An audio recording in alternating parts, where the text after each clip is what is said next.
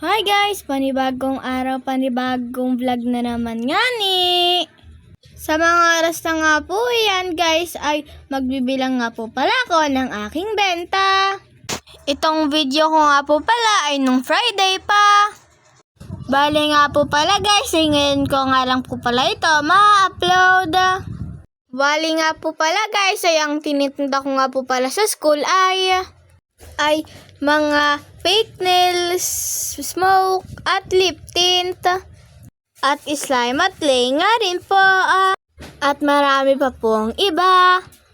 Bali nga po pala guys, kapag nasa school na nga po pala ako, ay nabili na po agad ang mga kaklase ko. At sunod nga po pala yan ay pagka-recess na po, dahil nga po bawal nga po pala tayo magtinda kapag may klase na.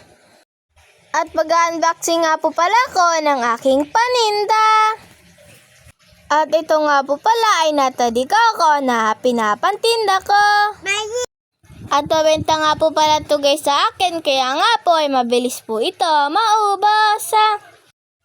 At dito nga rin po pala sa tindahan namin ay mabenta rin po ito. Kaya naman po ay di po kami neto nagpapaubos. At sa isang ganyan nga po pala guys ay 30 pieces.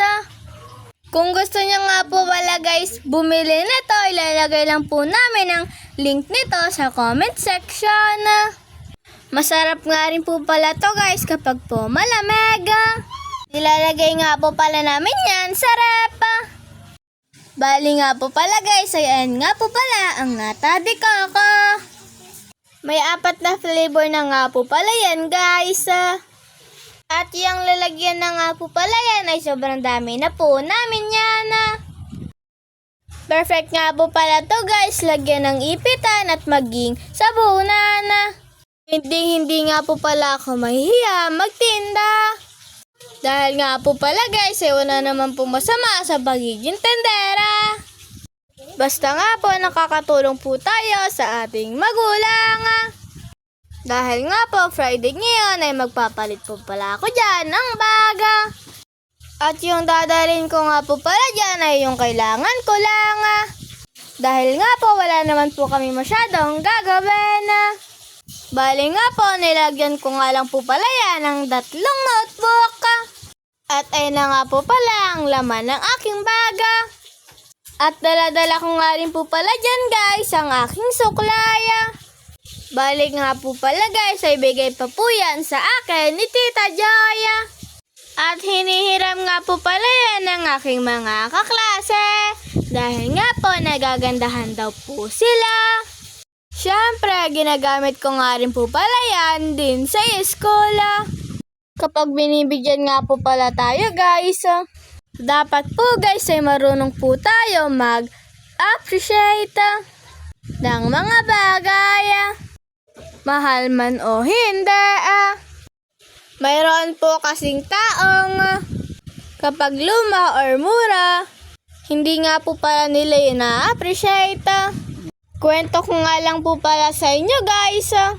Dati nga po may pinagbigyan po pala si mama ng aking mga pinaglumaang damit. Kaso nga po yung pinagbigyan po pala ni mama ng damit ay hindi po marunong maka-appreciate. Dahil nga po pinaglumaan na. Pero sa totoo nga po pala ay maganda pa po yun dahil nga po ilang beses lang po yun nagamit. At nung time na sinauli nga po pala yun ay natawa na lang po kami. Yung damit nga po ay sinauli pero po yung pera ay hindi. Sabi niya nga po pala ay magbibigay na nga lang po pala kami ay luma pa. Nakakalungkot nga lang po dahil nga po may mga tao po talagang ganon. Kapag binigyan nga po pala kami ay bago man o luma ay na-appreciate na po namin. At ayun na nga po pala guys ay napahaba na po ang aking kwento.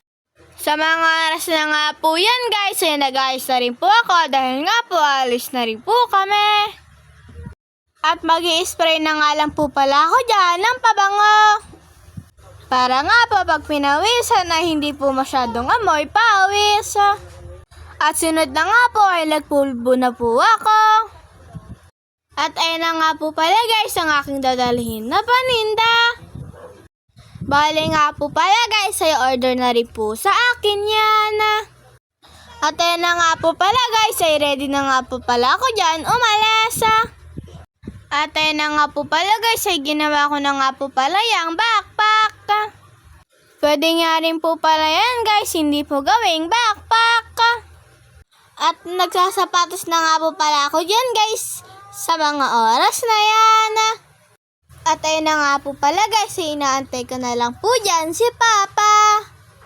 At hanggang dito na lang po ang aking video. Bye-bye!